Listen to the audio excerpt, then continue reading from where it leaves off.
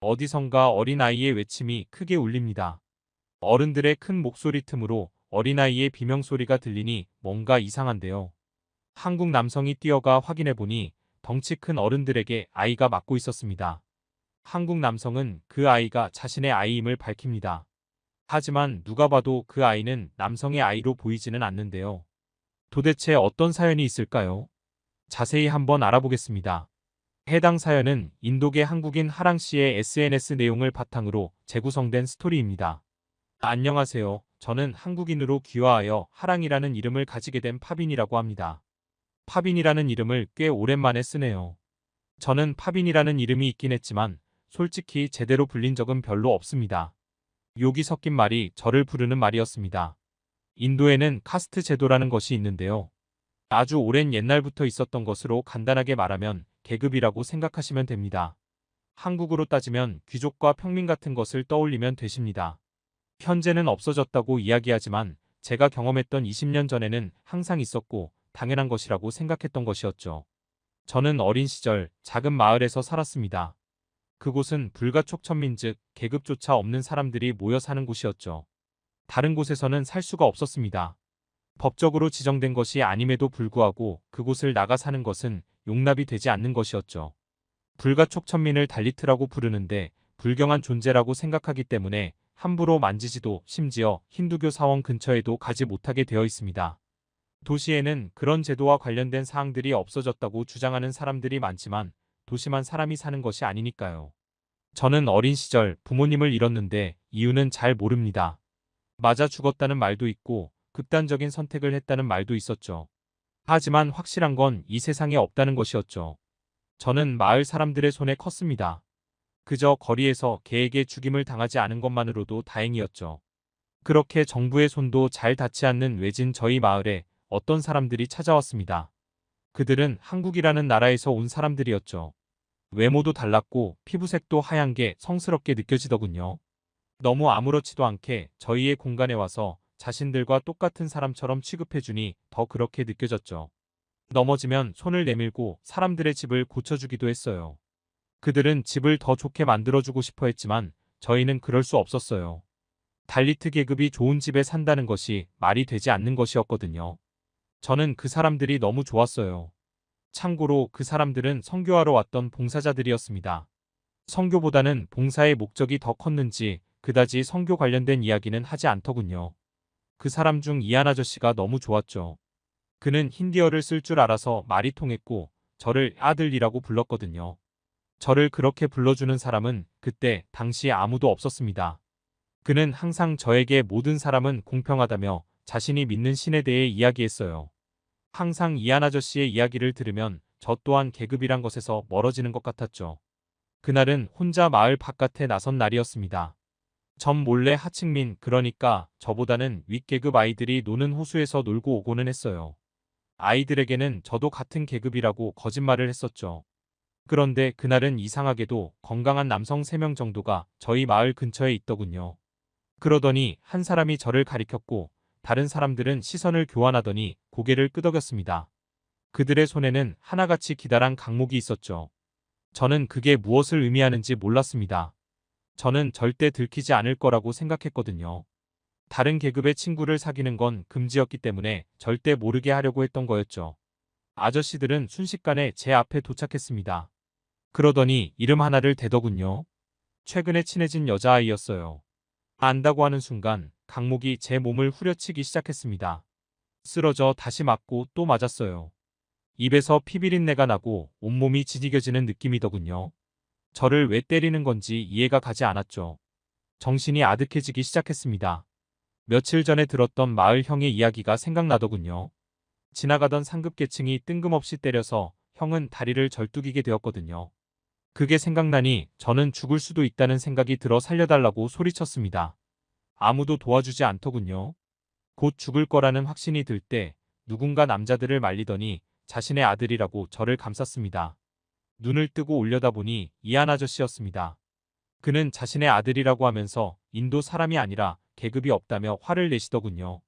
다들 믿지 않았으나 만일 외국인을 건들면 복잡해지니 그들은 손을 멈추고 교육 잘 시키라면서 가버렸습니다. 그날 처음으로 제 신분에 대해 정확히 알 수 있었죠. 저는 길가에 있는 개미와 같은 존재였어요. 기분 나쁘면 때려서 죽일 수 있는 그런 존재 말입니다. 모두 사라졌을 때 저는 울면서 아저씨가 거짓말쟁이라고 했죠. 모두 평등하다더니 그런 건 없다면서요. 부모도 없는 저 같은 녀석은 평등할 수 없었죠. 아저씨는 저를 끌어안으며 눈물을 흘리시더니 같이 가자고 하시더군요. 같이 한국으로 가자면서요. 마을에서 치료를 받는 내내 아저씨는 보이지 않았습니다. 하루 이틀. 아저씨가 또 거짓말을 했다고 생각했죠. 모든 것을 점차 포기하기 시작했습니다. 이대로 영원히 살아야 하는데 그 어떤 곳이든 이곳보단 낫지 않을까 싶더군요.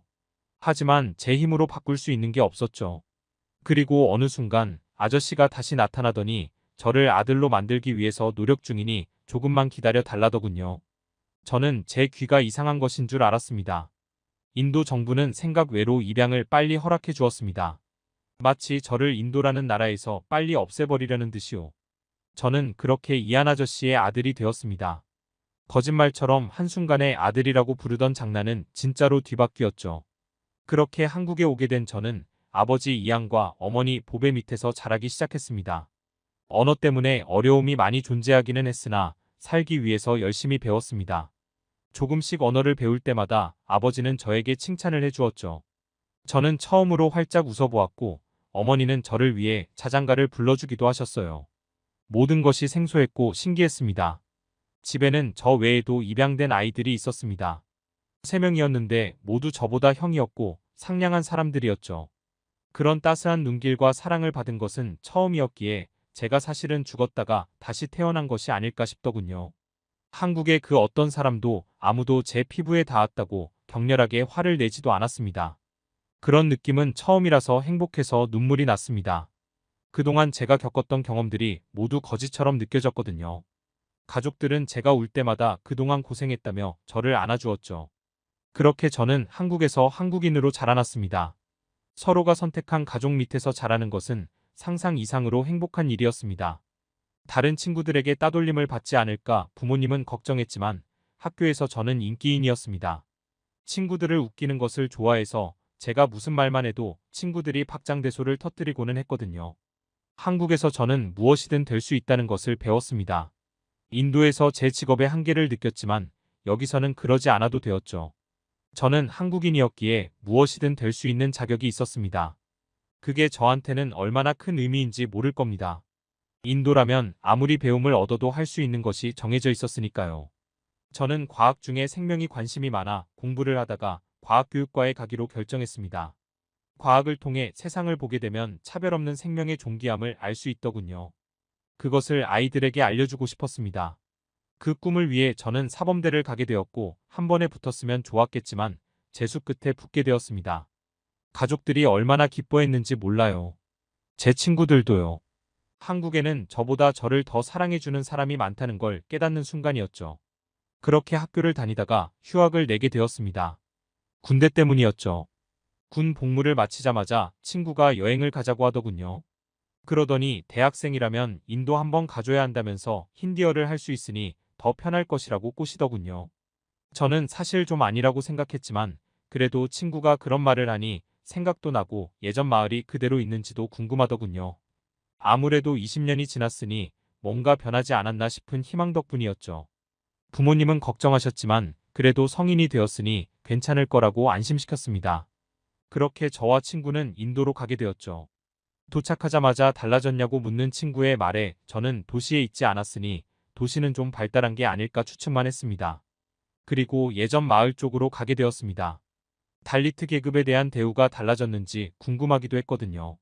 저는 익숙한 한 사람의 모습에 깜짝 놀랐습니다. 예전에 저를 미친 듯이 때렸던 그 남자 중 한 명이 서 있더군요. 얼마나 심장이 터질 것 같던지요. 하지만 그 남자는 저를 못 알아보더군요. 오히려 이런 누추한 곳에 왜 왔냐면서 외국에서 살다 온 사람이냐고 묻더군요.